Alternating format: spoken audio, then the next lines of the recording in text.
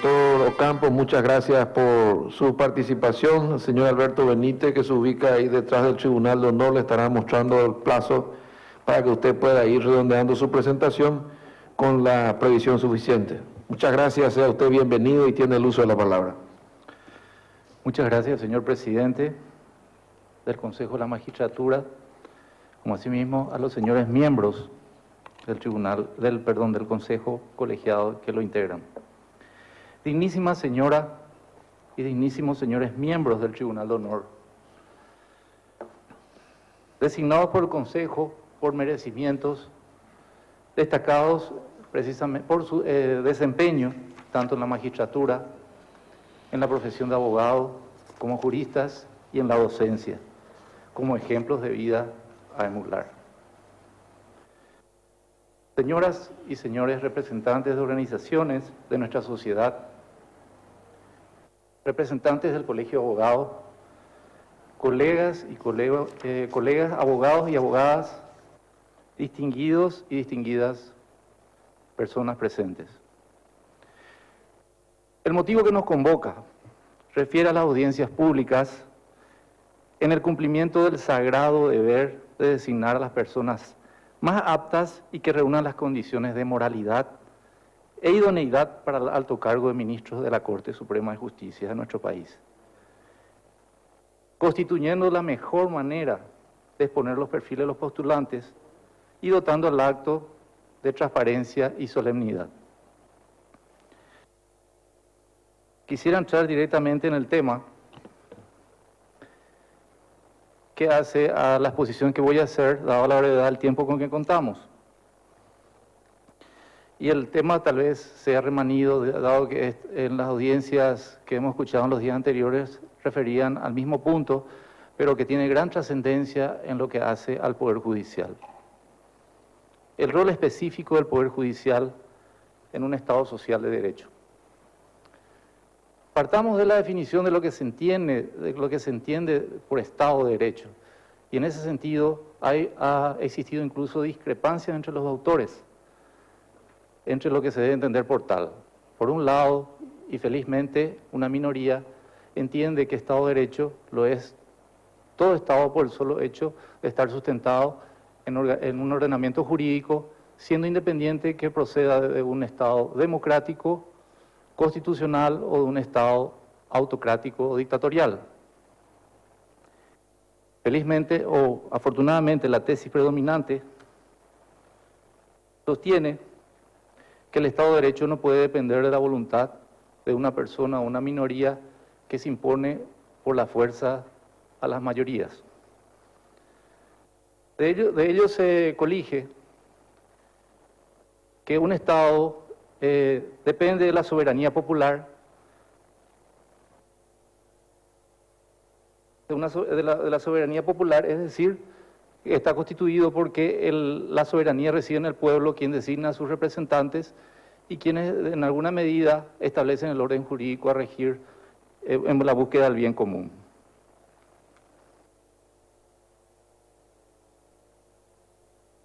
En ese sentido, la Constitución Nacional en sus primeros 3 artículos en forma sabia ha sido estructurada estableciendo que la República es y será siempre libre e independiente y refiriendo que el Estado se adopta el Estado social de derecho apoyado en la dignidad humana, adoptando como forma de gobierno la democracia representativa, participativa y pluralista, entendiendo por representativa el hecho de que las autoridades son designadas por elección del pueblo, participativa y a la vez pluralista por admitir la pluralidad de ideas o ideologías basadas en la dignidad humana.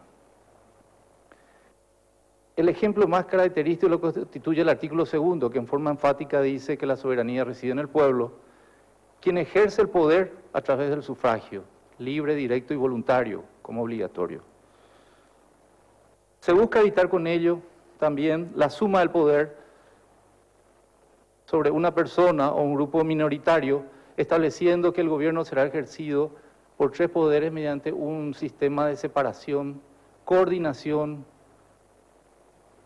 equilibrio, para la redundancia, quisiera repetir eso, equilibrio y recíproco control. ¿Por qué pongo énfasis en el tema de equilibrio? Porque el Poder Judicial debe estar en un mismo pie de igualdad que los demás poderes, en el sentido de hacer respetar su independencia y evitar toda intromisión de factores externos a lo estrictamente jurídico.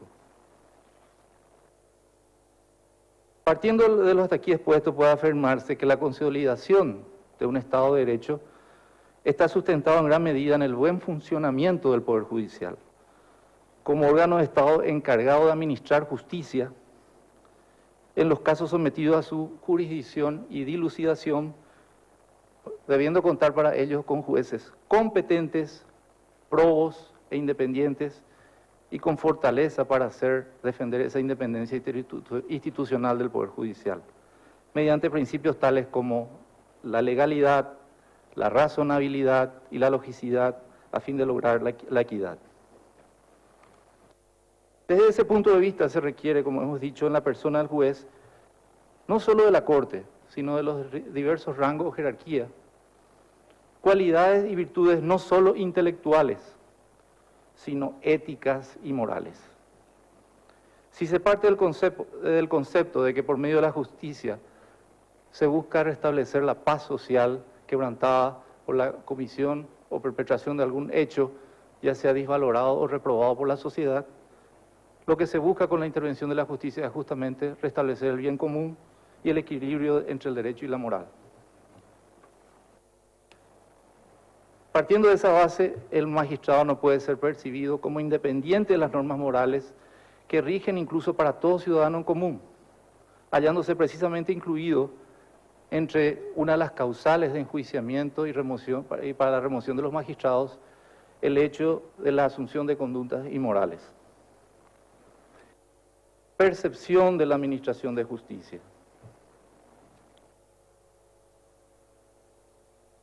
La percepción actual que se tiene en la opinión pública, de la cual se hacen muchas veces portavoces la prensa y en las entrevistas que a veces suelen hacer a los ciudadanos, pone o ubica a la justicia en una posición relativamente inferior en relación a los otros poderes en lo que hace a su credibilidad y a su independencia. Constituye entonces, desde ese punto de vista, para quienes deban asumir el alto cargo en la Corte Suprema de Justicia, el alto compromiso de hacer respetar la independencia del Poder Judicial en sus decisiones, como asimismo a quienes tengan a su cargo el sagrado deber de seleccionar a las personas más idóneas y con valores morales que demuestren fortaleza y valentía a la hora de tomar las decisiones. La comunidad toda también ostenta el derecho de velar en relación a las conductas de sus magistrados, que cumplan con las obligaciones propias de su cargo y la defensa de la independencia del Poder Judicial, mediante el control de actuación de sus jueces y la defensa de estos cuando dictan resoluciones justas, no distorsionando el verdadero sentido de las mismas, y con ello se logrará evitar el descrédito judicial a veces infundado. Se debe proteger a la justicia de influencias externas a la institución, como dijimos, apoyando sus decisiones.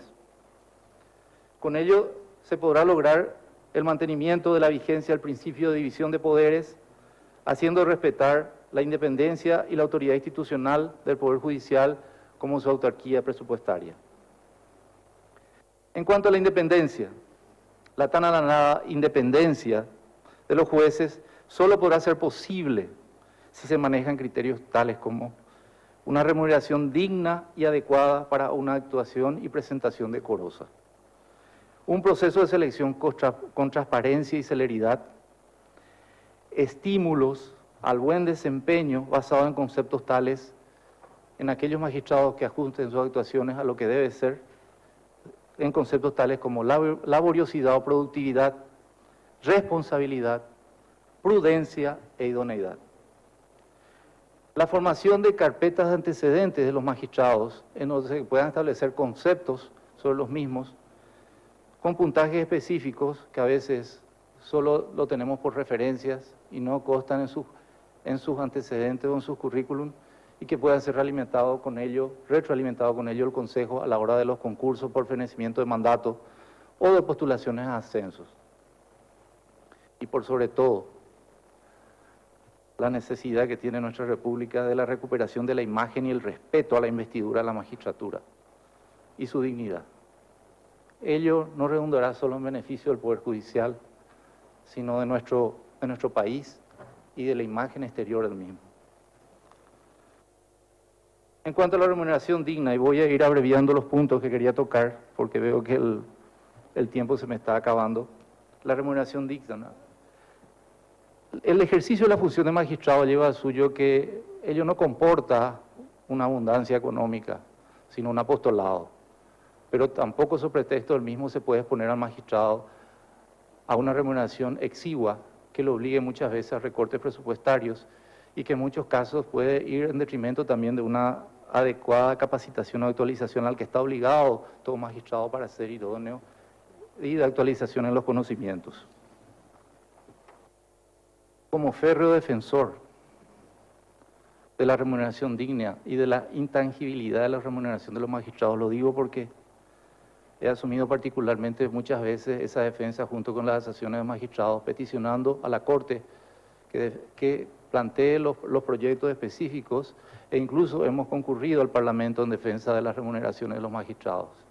En algunos casos, digamos, nos vimos frustrados, pero dicha situación se vio coronado en el segundo semestre del año pasado con un aumento en las bonificaciones, pero no en los sueldos.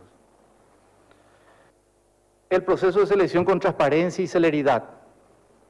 En ese sentido, queremos hacer alusión al hecho de a veces de magistrados que por años están en reconducción tácita. Ello en alguna medida comporta una suerte de presión en el ámbito de los magistrados, debido a que toda su concentración debe estar en la resolución de los casos y en la contracción al trabajo. Y como todo ser humano, o como todo ciudadano, como el magistrado es también una persona común y como tal tiene necesidades y obligaciones que cumplir, no solo para sí, sino para con su familia. Independencia del Poder Judicial y autarquía.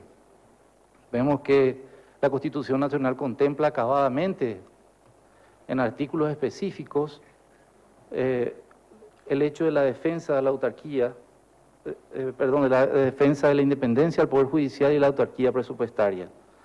Por ello, todo magistrado, por el solo hecho de serlo, ostenta el deber de defender dicha independencia, tanto institucional como política y económica del Poder Judicial, de abstenerse de realizar actividad política alguna. Estímulo del buen desempeño basado en conceptos tales como laboriosidad.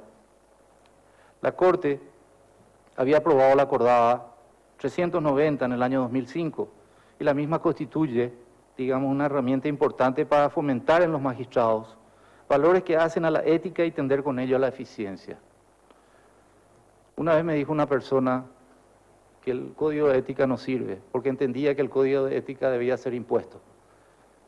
Pero entiendo que todo ser humano que asume una carrera siempre busca destacarse para sentirse arropado por su comunidad basado en el reconocimiento luego de una larga trayectoria. Y entiendo que la buena reputación y fama se construyen en el día a día de la actividad laboral y especialmente en una función pública con mucho sacrificio. De ahí que se hace urgente entonces la recuperación de la imagen y el respeto a la investidura del magistrado y su dignidad, y con ello del Poder Judicial, mediante el establecimiento de mecanismos para hacer conocer a la comunidad tanto lo referido al fin perseguido por las legislaciones en su interpretación, como aquellas resoluciones en los casos de mayor interés o impacto social que requieran una acabada explicación del sentido de las resoluciones cuando a veces se buscan distorsionar los mismos, logrando con ello un descrédito infundado. Mecanismos para lograr una mayor eficiencia. Se hace necesario la implementación de mecanismos como ser el hecho de un mejor gerenciamiento de los despachos, evitando las moras judiciales, como impedir la licencia en el uso abusivo de las chicanas procesales o incidentes dilatorios claramente improcedentes, evitando las extinciones de los procesos y la consabida frustración de las víctimas que claman justicia y la sensación de impunidad, resultado de la ineficiencia judicial. Se hace necesaria la implementación de plenarias con los distintos actores del sistema judicial, buscando detectar los obstáculos o defectos, las propuestas de soluciones para allanarlos, lo que redundará en el logro de una justicia más pronta, la reducción de reclusos sin sentencias y lo que traducirá en una mayor confianza de la ciudadanía hacia su administración de justicia y la imagen del país en el concierto de las naciones. Doctor Gustavo Campos, se le acabó el tiempo, pero le ruego que redondee su presentación. Creo que en líneas generales puedo obviar lo siguiente, porque ya he redondeado la idea de mi exposición. Muchas gracias por su comprensión, doctor. Vamos a comenzar entonces con el mismo orden de prelación establecido por este Consejo. Primero pasaríamos a estudiar la denuncia que recibió por escrito, fundada con documentos cuya copia se le ha trasladado.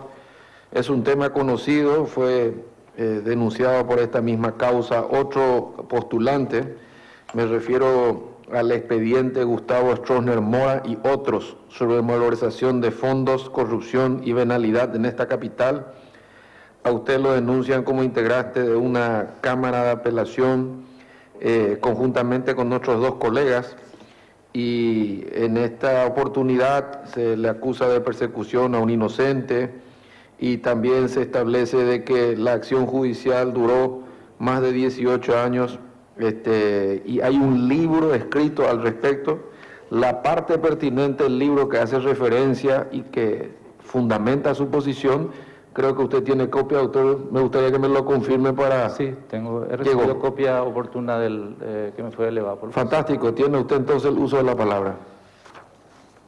Bueno, en primer término, veo que quien formula en alguna medida, si esto se puede llamar denuncia, fue la remisión más bien por una nota al Consejo de unas publicaciones que estilaba hacer este profesional. Y lo digo así porque estas publicaciones no fueron únicas. Quiero historiar esto para luego entrar a defender mi posición como magistrado. Estas denuncias se fueron formulando varios libros, si se puede llamar a esto, de denuncias contra todos los magistrados que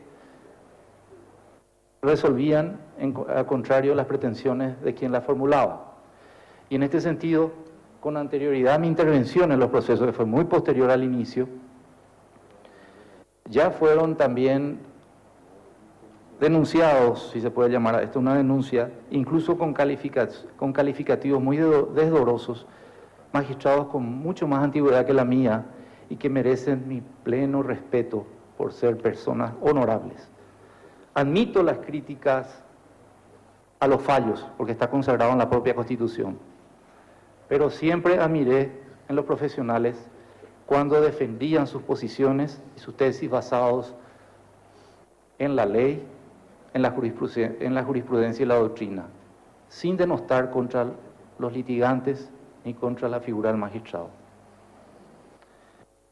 Digo eso porque los términos en alguna medida utilizados, o calificativos o adjetivos utilizados en alguna medida me afectaron, y luego voy a historiar por qué. Pero quiero ir al caso concreto.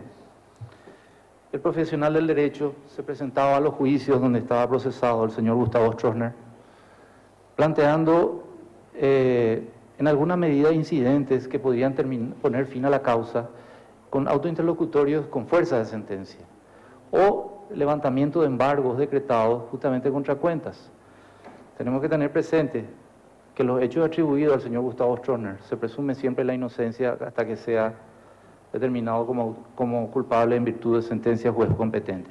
Se le atribuía el hecho de la comisión de hechos punibles contra el Estado, específicamente contra el erario público. Por lo tanto, dichos embargos estaban establecidos como una forma de preservar la posibilidad de recuperación.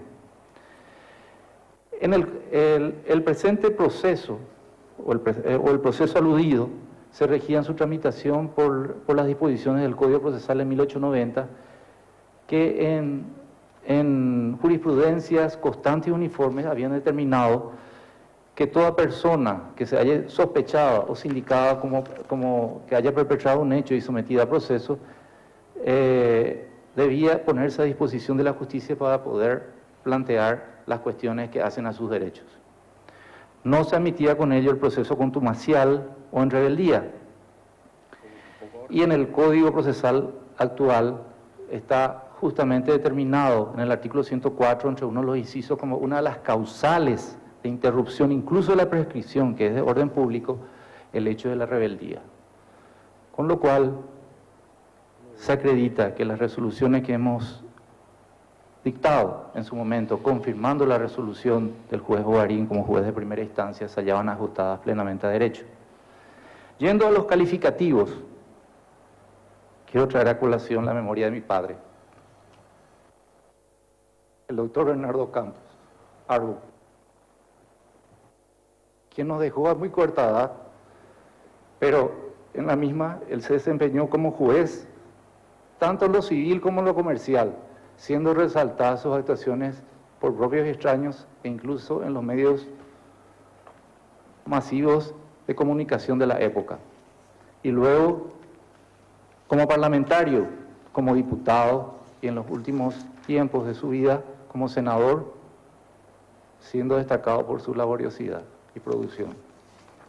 Digo eso porque su ejemplo y sus consejos me marcaron a fuego en el sentido de obrar siempre con buena fe, con rectitud y tener como paradigma el hecho de no hacer mal a nadie y obrar siempre con transparencia y honestidad a toda prueba y ser incorruptible. Y eso he tratado siempre de mantenerlo. Me desempeñé en diversos cargos en la función pública y no quiero que se entienda esto como una suerte de soberbia, pero tuve el privilegio de estar en los tres poderes de Estado. Me inicié en la Cámara de Senadores como funcionario, corrector del diario de sesiones, llegando a acceder incluso al más alto cargo en el funcionariado como secretario general del Congreso y teniendo como jefes a ilustres parlamentarios como el doctor Alberto Nogués Bizarreta, al doctor Gualdino Ramón Lovera y al licenciado Gustavo Díaz de Vivar. Menciono eso porque fueron mis profesores en lo que hace al manejo de la técnica parlamentaria, donde aprendí mucho. Posteriormente estuve en la Cancillería, luego de egresar de la Academia Diplomática y Consular, desempeñando funciones en el servicio exterior ante la representación del Uruguay y posteriormente designado en Ecuador. Pero lo más importante y que refiere al desempeño por 26 años, digo 34 años en la función pública, pero más de 26 años en la función judicial, ocupando cargos de practicante, secretario o actuario en lo penal, luego en lo civil, posteriormente fiscal, encontrándome de turno cuando los sucesos del 2 y 3 de febrero que dio lugar al advenimiento de la democracia en nuestro país. Y me tocó llevar a cabo la investigación de todos los procesados en aquel entonces, pudiendo tener en una situación cuando renuncié al cargo para volver al Senado, una resolución de la Corte en donde resaltaba mi trabajo como fiscal. En aquel entonces estaban los doctores José Alberto Correa, Guillermo Pucineri y otros dignísimos ministros. Y posteriormente, como juez de primera instancia, bajo el procedimiento 1890, juez penal de garantías, y últimamente, ya hace 14 años, como miembro de la Cámara de Apelación en lo penal primera sala, no registrando mis antecedentes ninguna sanción disciplinaria, y en los dictámenes últimos de auditoría de gestión de los despachos, como estando al día en los mismos. Muchas gracias. Gracias, doctor Gustavo Ocampos. Queremos hacerle lectura también de una publicación del diario ABC Color, que es de 2015, pero que relata hechos acontecidos antes. El juez civil Gustavo Campos rechazó el habeas corpus preventivo solicitado por el periodista Hugo Ruiz Olazar, corresponsal de la agencia francesa de noticias AFP y el diario argentino Clarín, explicando que existe una orden de arresto legal. El periodista se encuentra refugiado en el edificio de la ABC Color.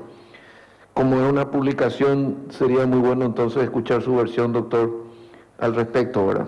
Esto es como consecuencia de un intento de sublevación militar el 18 y 19 de mayo pasado. Se refería a aquel intento de golpe, si la memoria no me falla, del año 2000. Perdón, en la publicación se hablaba de una suerte de intervención como juez en lo civil. Yo jamás Sí.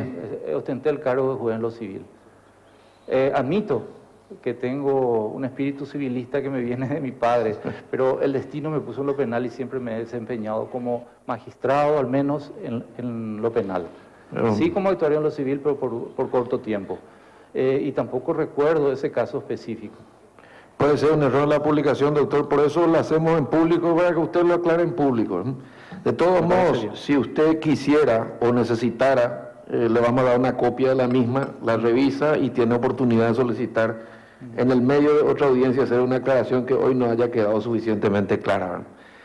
El Tribunal de Honor tiene 3 preguntas para usted, me gustaría leerle. La primera dice, ¿podría dar un concepto del derecho procesal constitucional y mencionar a qué acciones corresponde su aplicación? Sobre el punto, ¿sería importante contar con un código procesal constitucional, en su opinión?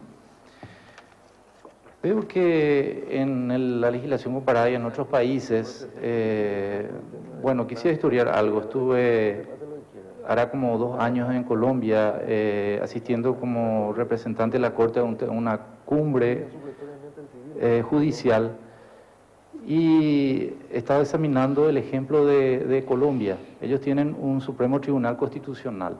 En nuestro caso no se da tal situación.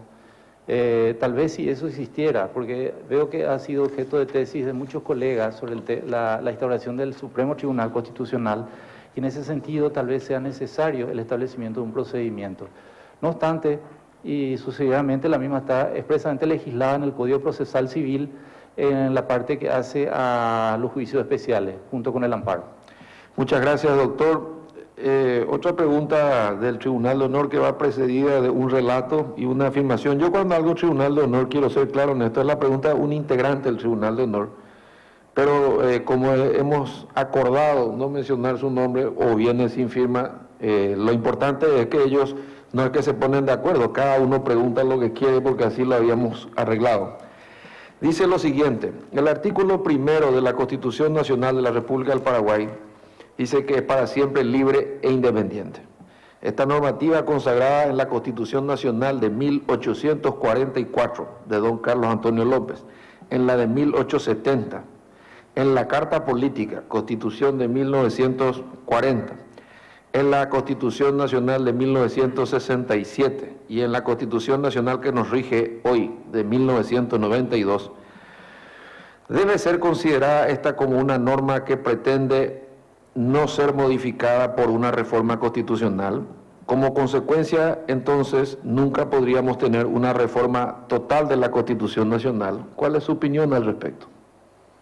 Si me podría, porque no estoy entendiendo el sentido de la pregunta específicamente.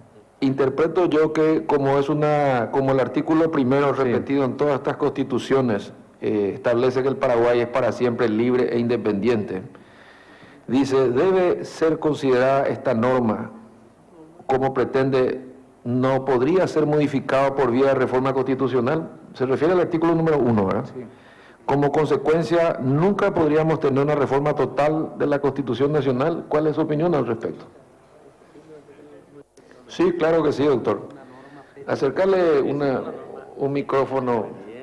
Un segundito, doctor Mendoza, que vamos a disfrutar de su pregunta.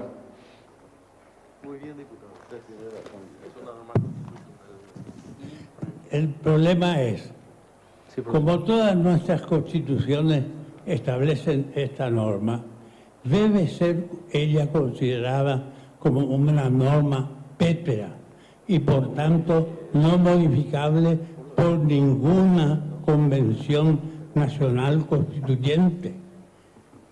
Es decir, en conclusión, nunca podríamos tener una reforma total de la Constitución, porque siempre debería consagrarse en la misma esta norma que acabamos de citar.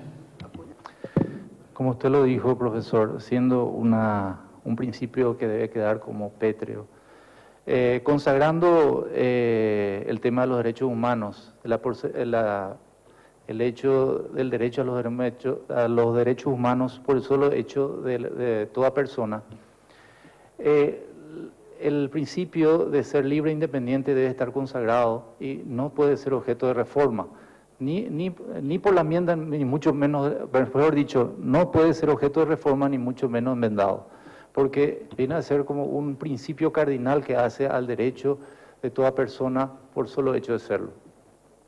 Muchas gracias, doctor Gustavo Campo. Tengo la última pregunta del Tribunal de Honor.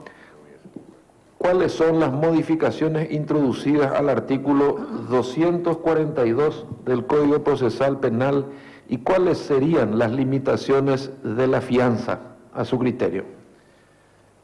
Bueno, fue el tema de mi tesis doctoral y en ese sentido quisiera aclarar lo siguiente.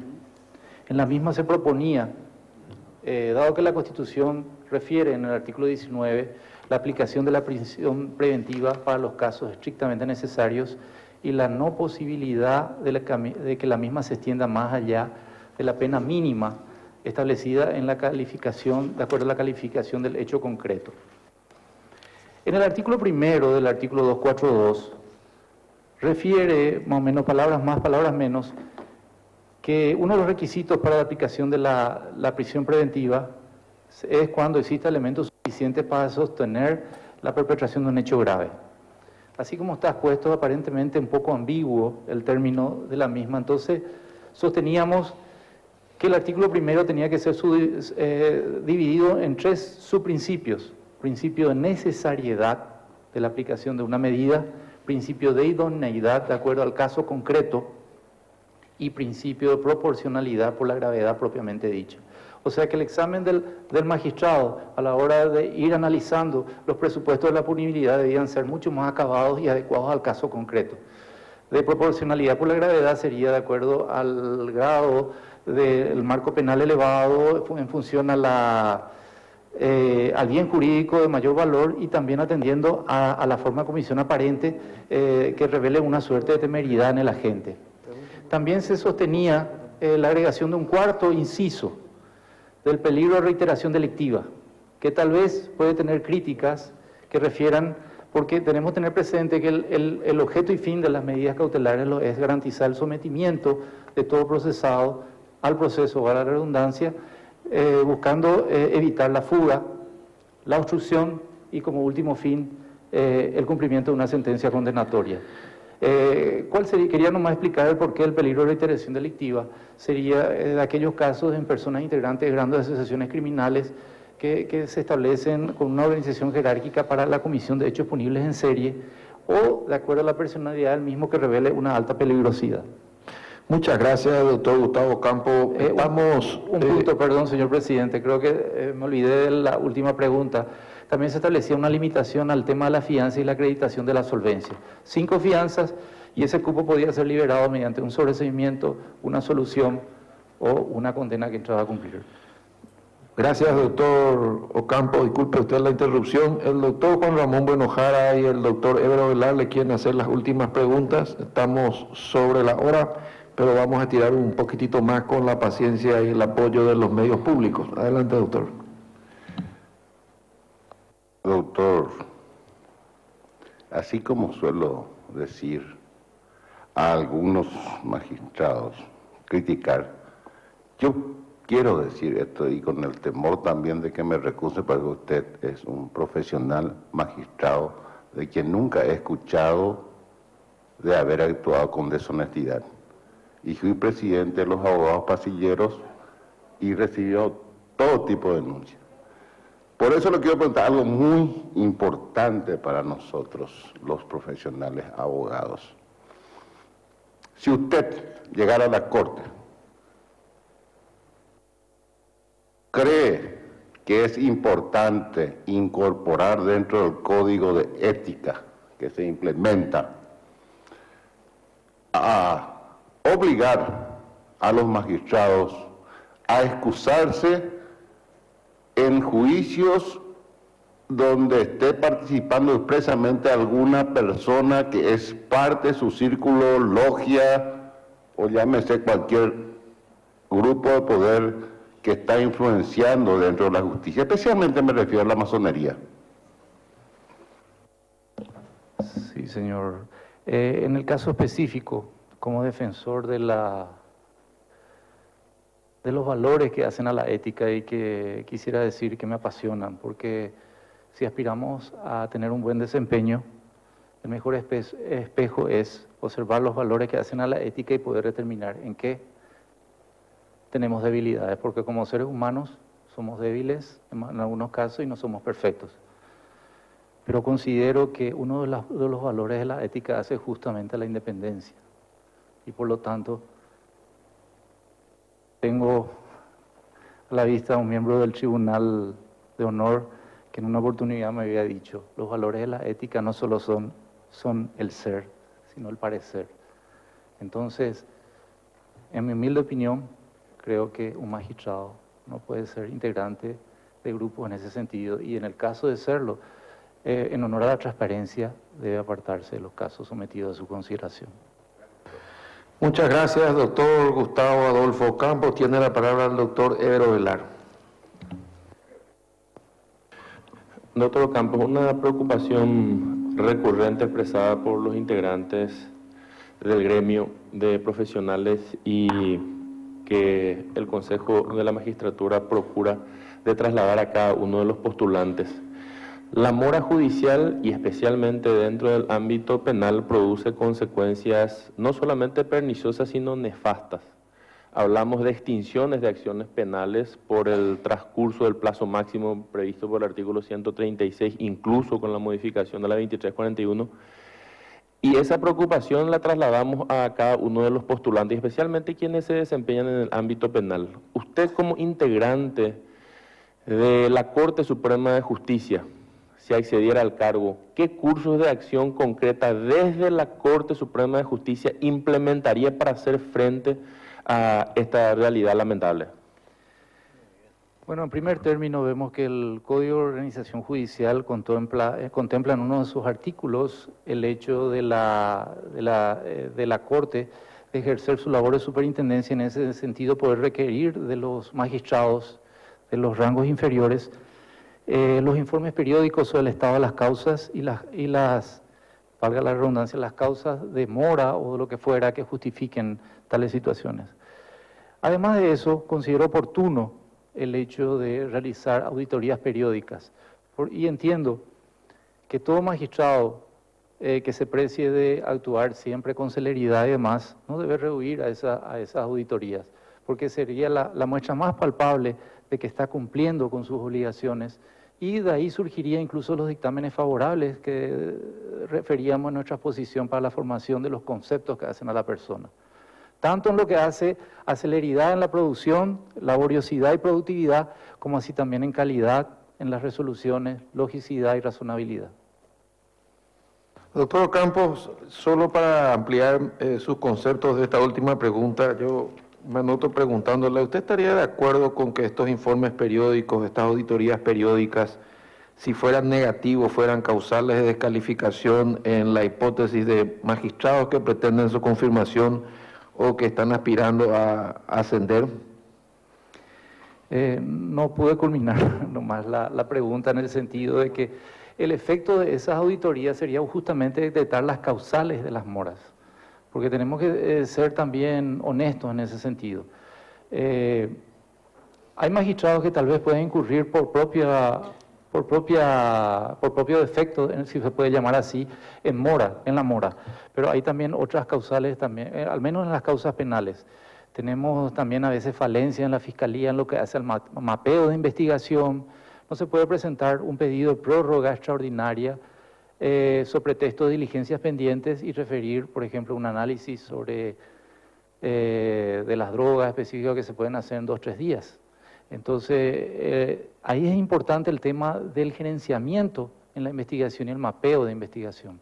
Y lo mismo pasa con los magistrados en ese sentido, de darle una resolución rápida y práctica a todos los casos que sean de resolución digamos, de mero trámite, o aquellos que emiten una resolución rápida, y reservar un poquito mayor tiempo a aquellas cuestiones más conflictivas. Y por supuesto también tenemos del otro lado el hecho del uso abusivo de los recursos procesales con fines dilatorios o de chicanería. Entonces habría que establecer mecanismos para evitar mismo, puede ser una modificación de la norma.